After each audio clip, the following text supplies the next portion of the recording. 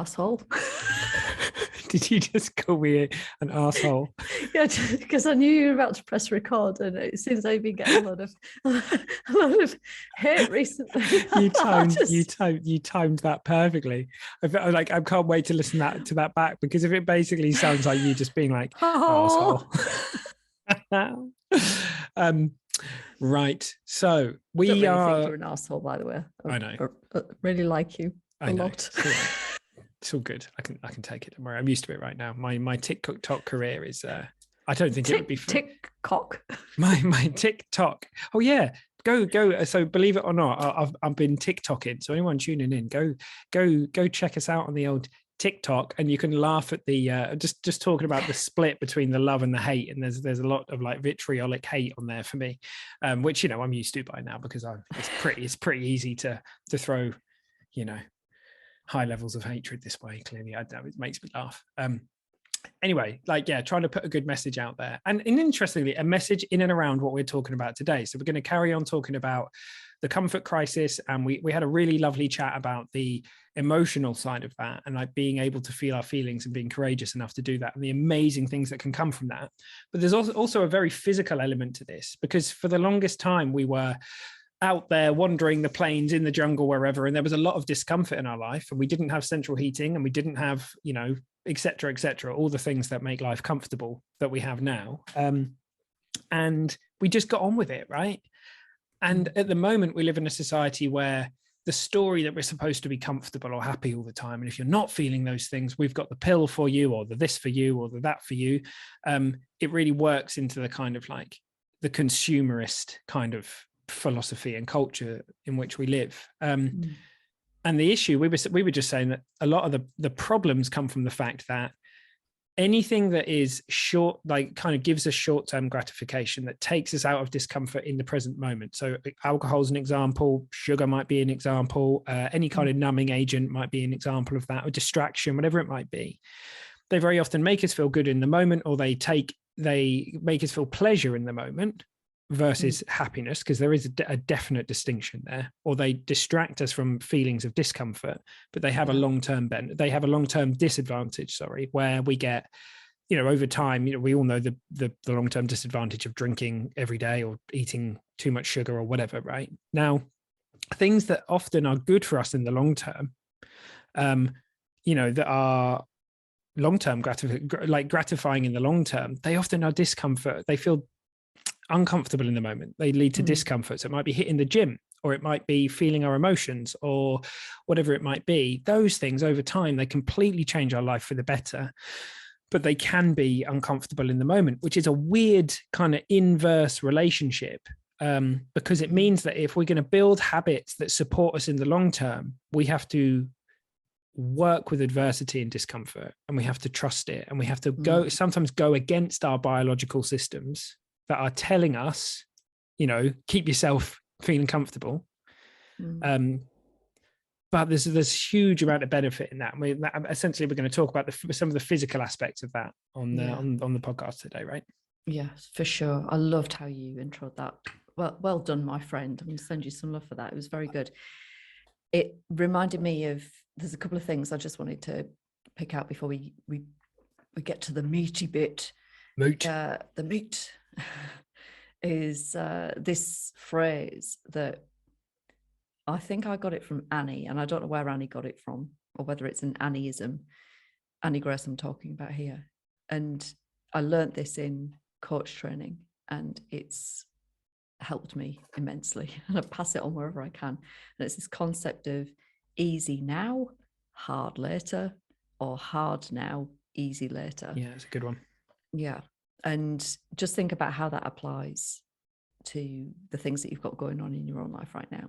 And certainly if I think about alcohol and how it worked or didn't work for me in my own life, it was very much like that was the easy option. It was really the only option. I had a yoga practice, but it was very limited, because the pull towards drinking for relaxation and stress relief was so strong, it overrode anything else. This is how you know, we're not going to talk about tolerance in this episode. We've talked about it before, but this is how we end up losing interest in all of the things that we used to love. So it can feel like it's the easy option in the short term, but just as Sam described, it's destructive over the long term.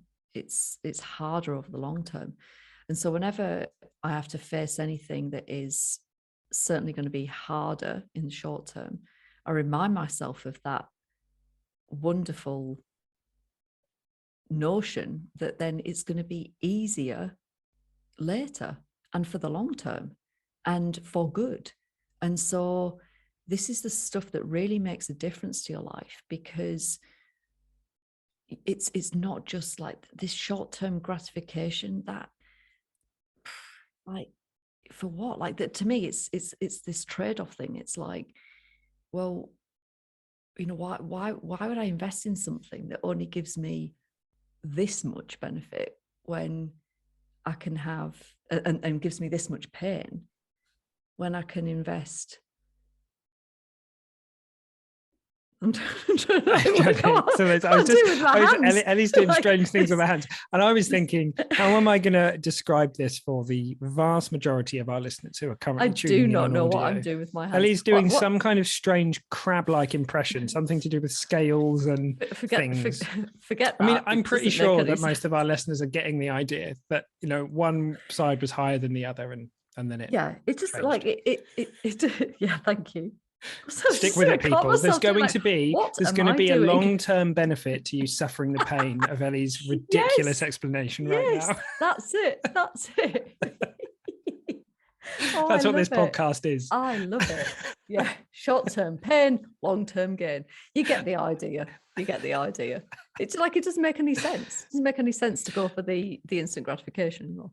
Go on. And I think one thing that's really amazing, and something that I know that you are a big fan of, you know, cold therapy, for example, or ice showers, ice baths. The same works for sauna. The same works for any kind of physical feat where we are in a controlled environment, showing ourselves that we can do something amazing every day and something brave. It's that builds this kind of like this kind of resilience, and it shows us, I can do this. And that's stuff that, you know, jumping into icy water or getting hot or sprinting and all these things that are like stressful to the body in the short term, but then almost instantly they start making us feel incredible. They were a very natural, normal part of human existence for hundreds of thousands, millions of years, right? We've effectively, in a very, very short time, entered into a world where we are out the wind, out the cold, out of the extreme heat, have plenty to eat. You know, that's not normal, you know. So when we look at intermittent fasting, when we look at all these different practices that are, again, showing over and over and over again amazing benefits, and we're just on the cusp of the benefit of, like, you know, breath work, cold therapy, heat therapy, fasting, in particular ways of exercising, high intensity training. Like, it's unbelievable. You don't even have to do that much of it. You know, we're talking combined, all of that stuff, an hour or two a week is the difference between, I mean, it's unbelievable what can happen to your body. I mean, I'll share a little bit about what the kind of data I get back from my Oura Ring and stuff, compared to what it used to be like.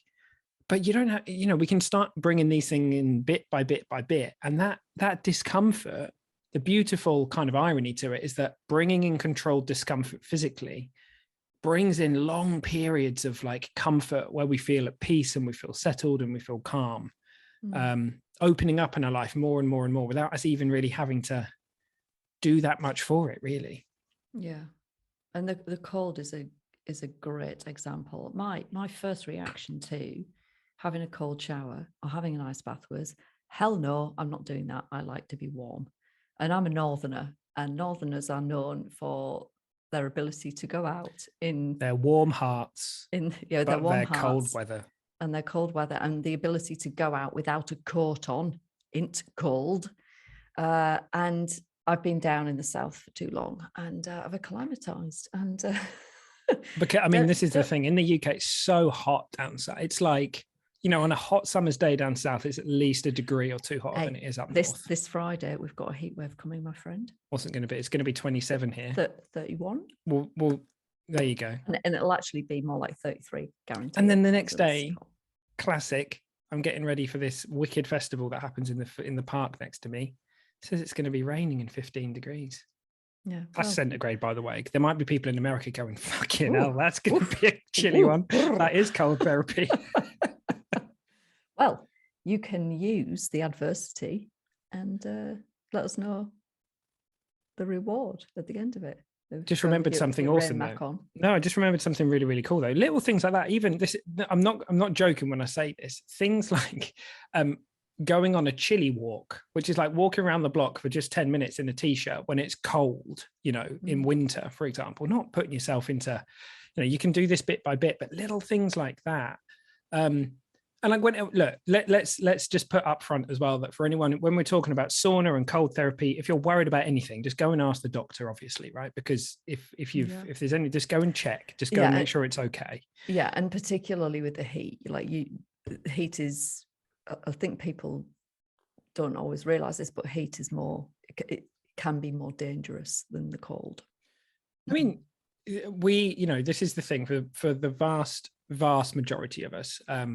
It's incredibly beneficial. Like the science, the science around sauna, like going into a sauna once or twice a week, in terms of the amount of cardiovascular issues that people have, and the drop in, like if they go into Scandinavia, where sauna has been like a part of culture for literally thousands upon thousands of years, sweat lodges, it has been around the world, with Native American culture. And it's amazing just by going in the sauna once or twice a week, the amount of heart attacks and things, they drop drastically. And there's great, so you go and do the science, go and have a read, go and Google some of that stuff. It's unbelievable, right? They're doing things now. They're putting people into like hyperbolic chambers where the pressure is different, and you basically your body is stressed under the influence of exercise, even when you're basically, if you can't. So for example, if you're someone who can't exercise a lot, who doesn't want to do HIIT training or whatever, but it's safe for you to go and sit in a sauna once a week or go and do some cold treatment, you're effectively exercising without moving, because your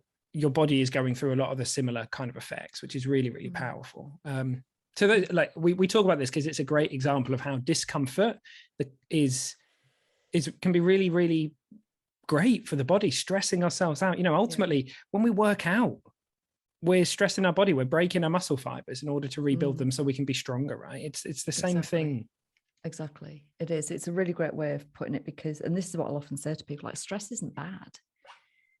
Prolonged stress that isn't managed in some way is bad, but putting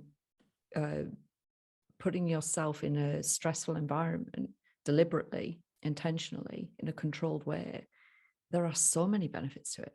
And I honestly thought that the cold was not for me, but suspending, and if this is you and you think any of these things, you think, oh no, just try it. What have you got to lose?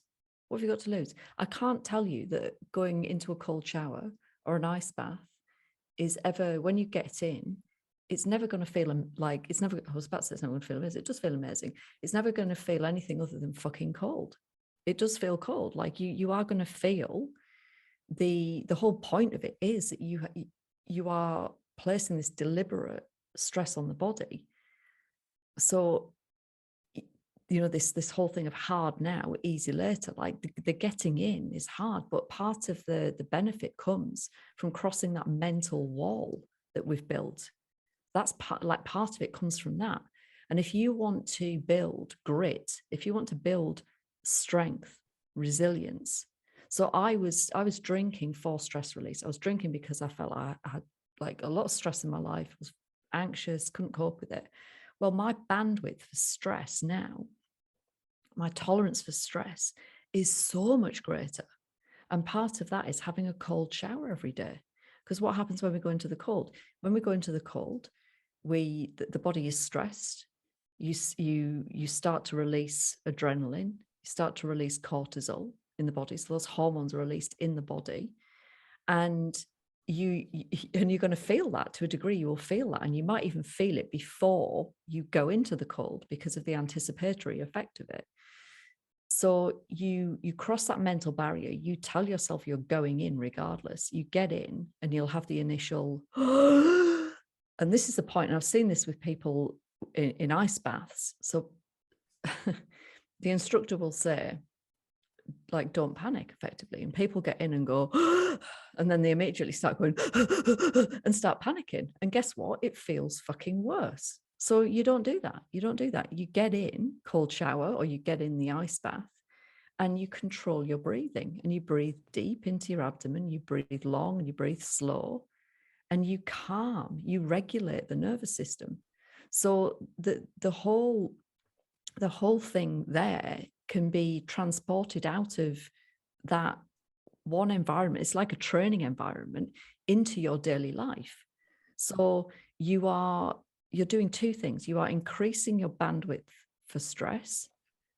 You're increasing your ability to tolerate stress, and you're learning how to regulate in the moment. So when you face a moment of stress later on, you can regulate. You have tools. You have a means of keeping calm and keeping centered, keeping open in the face of it. And I have to tell you, from my own personal experience, things that would have caused me high degrees of stress 3 years ago don't even register now. Do not even register. So if you feel that you have any, if you anywhere like me, highly stressed, highly anxious, these sorts of practices, it might not be called for you, it might be something else. We're going to talk about other things, but it's worth looking at this stuff. It's worth planting this seed and then evaluating like what happens over time. And I have to say as well, with the cold, there's two other big benefits. One, it's highly effective at boosting your immune system. And the other thing is it releases 2.5 to 5 times the amount of dopamine in the brain. So if you like to feel high, then this is how you can. Like, when you have a cold shower, and it doesn't have to be an ice bath, right? An ice bath, you're going to feel the effect for longer, for sure. But a cold shower every day, or every other day even, you are going to feel really fucking good afterwards. You're going to feel alive. You are going to feel in the present moment. You can't be anywhere else because guess what? It's fucking cold. Yeah. But when you stay in there and you keep climbing over these mental walls, you build more and more strength. And it's amazing what you can do, what you're capable of. So just to round this off, if anybody's in any way tempted, number one, consult your physician if if you feel like you need to. Because we're not you're the best person to be you are responsible for your own health and your own well-being, and we've got no idea who's listening to this and what your medical state is, so make sure that what you're doing is safe. Any of these things, if you're interested in the cold, the first thing to do is have your normal shower as you would on a morning. And then for the last portion of your shower, just turn the dial down for as cold as it'll go and wait for it. And then when you get that, then just, regulate your breath. Keep your eyes open and be as wide-eyed as you can. Count. Some people like to count, and just breathe. Just breathe long, deep and slow, and stay there for as long as you can. And it might be 10 seconds. It might be 20 seconds. It might be 30 seconds. And over time, what you can do is build up so you can go for longer. The other thing that you can do is start to go in cold. So once you're happy with finishing your shower cold, go in cold. See how long you can stay in, initially going in cold, maybe turn it warm for the middle portion, then turn it cold again. And most people know I'm a massive fan of Andrew Huberman and the Huberman Lab podcast. When he talks about cold exposure, there's a really great episode. I'll have to see if we can find it and link it in the show notes. He talks about these mental walls. So, you can only go so far with like the length of time or the depth of the cold. But the thing that you've always got to play with in terms of this as a practice is how many of these mental walls that you want to climb over.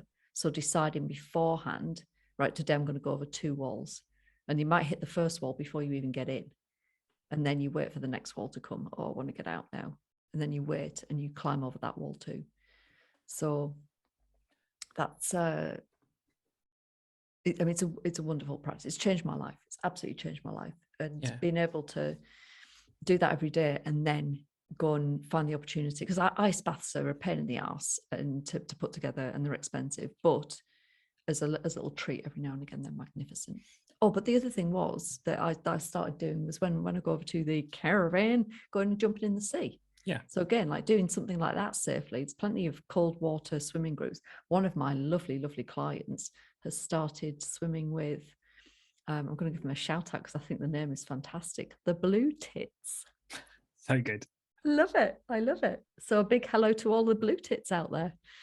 Yeah. And, you know, there's the Wim Hof app. I think there's large portions of that are free. You know, this is starting to come out into the zeitgeist now. There's a lot of people talking about this, as where 3 or 4 years ago, this was not spoken about in a lot of circles, but it's really beginning to like come into common vernacular now, which is really good. And people are chatting about it. And, you know, so yeah. And look, the other thing about these practices is that they're really powerful for gratitude as well. Like if you go on a proper wild camping trip for 3 or 4 days, no showers apart from what you can make up, hopping in lakes, you know, challenging yourself to do something really brave. You know, you can do these guided.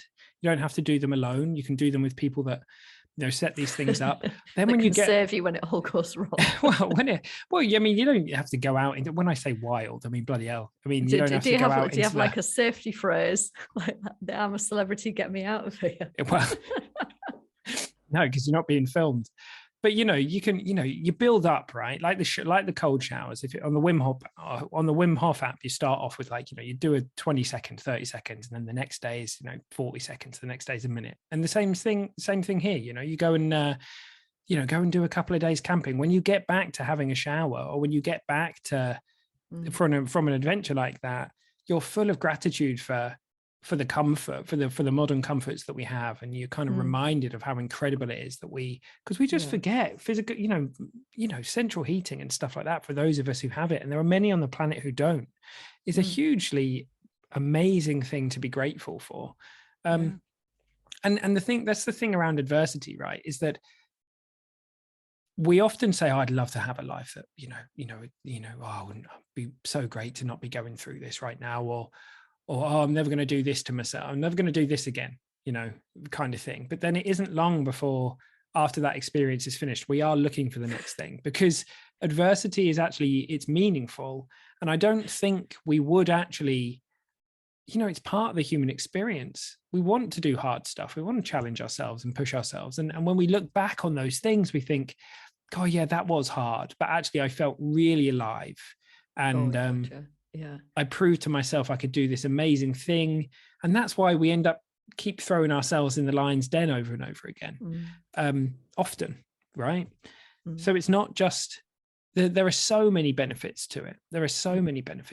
And we don't have to do a lot. We can do the smallest thing a few times a week, you know, and it makes a huge difference. There's a lot of science out there now showing that a minute of exercise, so with high intensity training, 1 minute of actual going all out exercise. So that, and by that, I mean the actual time spent exercising. I don't mean including a warm up and the rest in between. So for example, if you go all out for 20 seconds, rest for 10, go all out for 20 seconds, rest for 10, go all out for 20 seconds, rest for 10, right? Even a minute to 2 minutes a week of high intensity exercise. If that's, you know, again, go and check that it's safe for you to do that. But that has a huge impact on our bodies. And here's why. You got to think about it, right? When we were out and about, we are used to being, you know, walking a lot and hanging out and chilling out and walking and napping a lot. Like a lot of indigenous cultures, when you go and they have like biphasal sleep, they'll sleep a cut through the night and in the day, and they're also used to short, sharp bursts of mentally high exercise because they're running from the tiger, or they're chasing the tiger, or they're chasing the prey, right? So that's naturally inbuilt in us. So it's almost like the minimum viable dose of these things is super, super powerful. Like they can proportionally just bringing in a few of these stresses a week, whatever age you're at, and like go and, as I say, go and get a personal trainer, go and check in with someone who's going to, if you want someone to help you do it bit by bit, go and find someone who will. It will change your life, and it will not just change the quality of your life, but the length of it as well. And, you know, here we're often talking about, you know, health span, not just lifespan, but actually how good you feel for the years that we're on the planet. And it's, it really is not that much discomfort for a huge payoff, And in my experience and Ellie's, when you start to get the payoff, then this wildly cool thing starts to happen where you can go into experiences that are uncomfortable, but you know the benefits of them because you're living them. So at the same time as something being uncomfortable, you can enjoy it. So like you can enjoy HIIT training sessions, you can enjoy cold showers, you can enjoy the sauna, you can enjoy things that are hard at the time. Yeah, and there's something also to be said, and God, I don't know where I find the bloody reference for it, but there's this whole point about when we know that something is good for us and we understand the why, then we derive even more benefit from the thing. That's how it works. You made me laugh earlier because when you were saying about like I'm never going to do that again, it made me think of childbirth. and I do actually recall saying after the last one, so the middle one and the last one were born in here, just behind me over there. And I remember saying after the last one, I am never doing this again. And then I was just sitting here wistfully thinking, yeah, but if I was younger and if I wanted more children and if I had the energy and the time and all of that and money was no object, do you know what? I bloody well would do that again. And I'll tell you what, as a fucking experience, to know what your body, your amazing body is capable of, to go through that process, like holy fuck, like it is the most spiritual experience that I've ever fucking had. Like, oh God, well, you know, when you're stuck for words and you can't describe something, there you go. It is unreal. And this is like, I'm not suggesting everybody, you know, goes out and has a baby right now. It's making their tick list. Difficult. Sowing that seed. I'm not suggesting that necessarily, but I think you know what we're alluding to in that, like that, as human beings, we have this this will for growth, this pull to really push ourselves. And you look at like some of the things, the extraordinary things that people are capable of. And like Wim Hof's a great example, right? Because he'll say anybody can do this. You know, he's gone and hiked up bloody Everest in his shorts and flip-flops. Although his flip-flops, he always wears the appropriate footwear, but he's like there in his shorts, right? But you know, he'll say anybody can do this, and he's trained people. I mean, there was this TV show that was on in the UK where gets a bunch of, you know, rookie celebrities, and then before they know it, they're diving under the ice and all this business. And in fact, there's a wonderful documentary on Netflix. I forget the lady's name. I should remember her name because she's formidable. This lady, she's done this dive under the ice, this swim under the ice. And she was a record holder. And then somebody had, I think, threatened her record. Anyway, she wanted to do this longer dive under the ice. And oh my God, she went for, it was something like 105 meters under the ice with, like, you know, one breath. Like, fucking hell. I mean, it is absolutely bonkers what we can accomplish as a you know, as a human. And I think we're all called to life differently, and that's amazing. But actually, for many of us, we accidentally get ourselves in a right old pickle by trying to always feel comfortable all the time. And that may look like staying in the same job and then drinking to deal with it because we know we don't really want to be there, and then eating foods that's kind of like short-term gratification, and, you know, whatever it might be, right? Or you know, looking for ways to lose weight without actually moving, or, you know, whatever it might be. We sort of do this because there's a story out there that's kind of how it should be. But actually, whoever we are and whatever we're called to, and for some of us, it's about creating movements, and for some of us, it's just about, you know, in our own way, it's all as amazing as each other. Like whatever we're called to do, bringing, just owning a little bit of discomfort and bringing it into our life is massive. So, you know, as a way of like tying this all together, I guess they're the, you know, I know that you kind of said these earlier, Ellie, but like, it's go and check it's safe, go and get guidance if that's what you want to do, go and have a go, start slow, and just know that up until the point that you're actually experiencing the thing, you're just experiencing your thinking.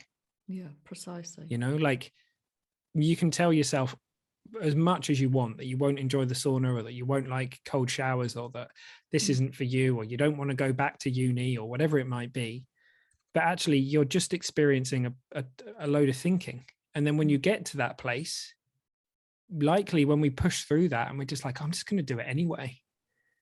You know, like ask any author, like if you're going to write a book, you've got to push through the discomfort of like writing sometimes when you don't feel like writing. If you want to become fit and healthy, you've got to go to the gym on some days where you don't feel like going to the gym. If you want to, you know, whatever it is, it's yeah. And then normally the moment that we're in those things, or the moment we're in the cold shower, we're like, oh, actually I can do this, holy shit, I can do this, what else could I do? You know, or we stop drinking and we're like, if I can do this, what else can I do? And it looks to me like the sky's the limit, people. The sky is the limit. You know, you can do whatever you want to do within the laws of physics, as far as I can see. And even then we might be able to bend. We do that in the Stay Stop Solution. That's the last chapter, bending the laws of physics. No, we that's the next program. But yeah, get comfortable being a little bit uncomfortable. Yes. Oh yes, that's been the story of my life. Story of my life since being willing to be wrong. And it's like, what a journey. What a journey. You know, I think I've probably done, well, I've done more in the last, 2.5 years of my life than obviously, hang on, but you've done it, but you've been present to it, which is different, because spending a day on this planet present to your life is worth lifetimes asleep. Yes. You know? Yeah. It's the difference between like having peak experiences of childbirth, but then being out of it because you're just in the drudgery of the day to day, and they're not really, and being in your thinking, as opposed to being able to make the space to, really feel what it's like to live, to really experience reality. It's very different. You got it. So people, on that note, go experience some reality. Go get uncomfortable and let us know how it goes. Enjoy. Get cold. Bye. What's that weird? And if you want to see Sam's weird wave, like the Queen, that was weird. go watch us on YouTube.